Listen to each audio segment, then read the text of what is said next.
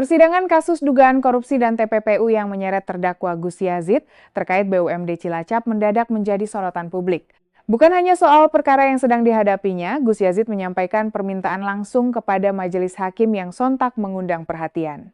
Dalam persidangan, ia meminta agar Presiden Prabowo Subianto turut diperiksa dan jika ditemukan bukti yang memenuhi unsur hukum, diproses sebagai tersangka dalam perkara tersebut. Menurut Gus Yazid, langkah itu diperlukan demi memastikan penegakan hukum berjalan adil, transparan, dan tidak tebang pilih. Bapak Prabowo Subianto, Presiden, harus ditetapkan tersangka. Mohon maaf nih, Hakim Ketua. Saya menjelaskan dari awal, kalau memang lahan ini milik negara, kenapa itu beban yang menerima anggunan dari Bapak Andi Nurhuda berani menerima dan mencairkan? Kalau memang itu merupakan aset negara, harusnya beliau juga diproses. Duduklah seperti saya, bersalah sebagai terdakwa. Kenapa berani menerima anggunan padahal yang diajukan itu adalah aset negara? Bapak Prabowo Subianto, Presiden, harus ditetapkan tersangka.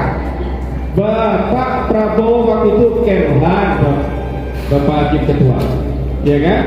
Harusnya tahu kalau memang ada aset negara diperjualbelikan, karena 2023 lah beliau jabat dari 2019. Nah, saya juga tim sukses waktu itu.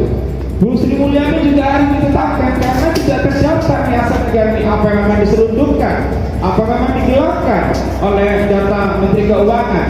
Dan pandang-pandang terdahulu kenapa membiarkan kalau memang ini aset negara sengaja tidak didaftar atau memang ketidaktahuan ketetapan hukum bahwa ini aset negara atau tidak. BPN kenapa berani mengeluarkan sertifikat?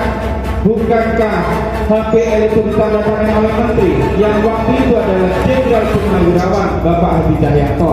Kenapa juga tidak dipanggil oleh jaksa? Kenapa jaksanya seolah-olah zalim terhadap saya?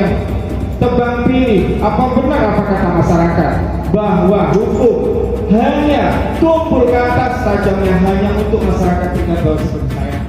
Pernyataan tersebut langsung menjadi perhatian karena disampaikan di tengah proses persidangan kasus dugaan korupsi dan TPPU yang sedang berjalan. Namun, perlu digarisbawahi, permintaan atau pernyataan terdakwa bukan berarti seseorang otomatis dapat ditetapkan sebagai tersangka. Penetapan tersangka harus didasarkan pada bukti dan proses hukum sesuai ketentuan yang berlaku. Kini publik menanti bagaimana majelis hakim dan aparat penegak hukum menyikapi pernyataan berani tersebut. Akankah pernyataan Gus Yazid menjadi titik baru yang membuka fakta lebih luas dalam perkara ini?